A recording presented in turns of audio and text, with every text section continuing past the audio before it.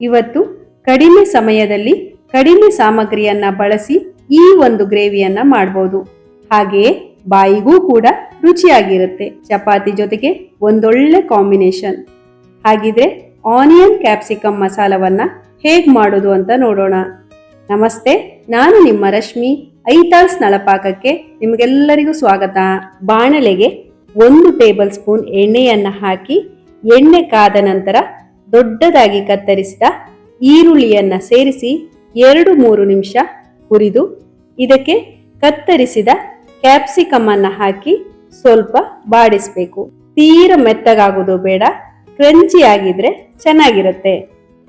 ಪುನಃ ಬಾಣಲೆಗೆ 1.5 tea spoon ಎಣ್ಣೆ ಕಾದ ಮೇಲೆ 1 ಟೀ ಸ್ಪೂನ್ ಜೀರಿಗೆ, 1 ಕಪ್ ಸಣ್ಣ ಹೆಚ್ಚಿದ ಈರುಳ್ಳಿಯನ್ನ ಹಾಕಿ ಸ್ವಲ್ಪ ಹುರಿದು ಇದಕ್ಕೆ 2 ಟೀ ಸ್ಪೂನ್ ಕಡಲೆ ಹಿಟ್ಟನ್ನ ಹಾಕಿ ಹಸಿ ವಾಸನೆ ಹೋಗುವ ತನಕ ಹುರಿಬೇಕು.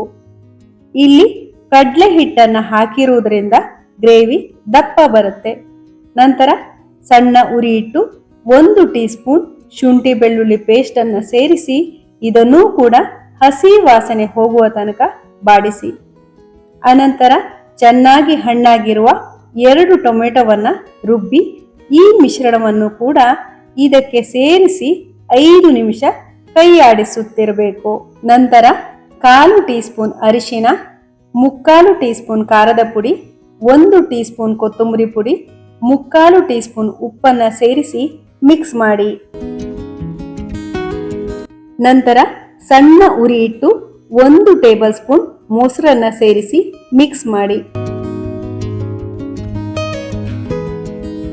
ಹದ ನೋಡಿಕೊಂಡು ನೀರನ್ನ ಸೇರಿಸಿ 1 ಕುದಿ ಬರಿಸಿ.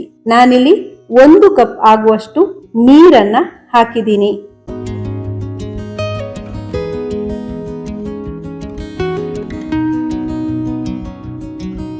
ಕುದಿ ಬಂದ ಮೇಲೆ ಹುರಿದುಕೊಂಡಿರುವ ಈರುಳ್ಳಿ ಮತ್ತು ಕ್ಯಾಪ್ಸಿಕಮ್ ಅನ್ನ ಹಾಕಿ 1 ಸುತ್ತು ಮೊಗುಚಿ.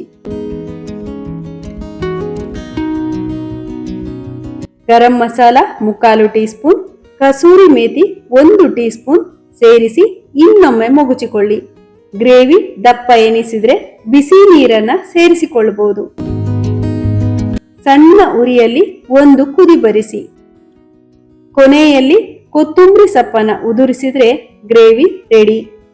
ಇದು ಹೋಟೆಲ್ನಲ್ಲಿ ಸಿಗುವ ಗ್ರೇವಿ ತರನೇ ಇರುತ್ತೆ. ಹಾಗಿದ್ರೆ ನೀವು ಒಮ್ಮೆ ಟ್ರೈ ಮಾಡಿ ನೋಡಿ. ಈ ವಿಡಿಯೋ ನಿಮ್ಗೆ ಇಷ್ಟ ಆಗಿದ್ರೆ ಲೈಕ್ ಮಾಡಿ, ಶೇರ್ ಮಾಡಿ, ಹಾಗೆಯೇ ನಮ್ಮ ಚಾನಲ್ಗೆ ಸಬ್ಸ್ಕ್ರೈಬ್ ಮಾಡೋದನ್ನ ಮರಿಬೇಡಿ. ಧನ್ಯವಾದಗಳು.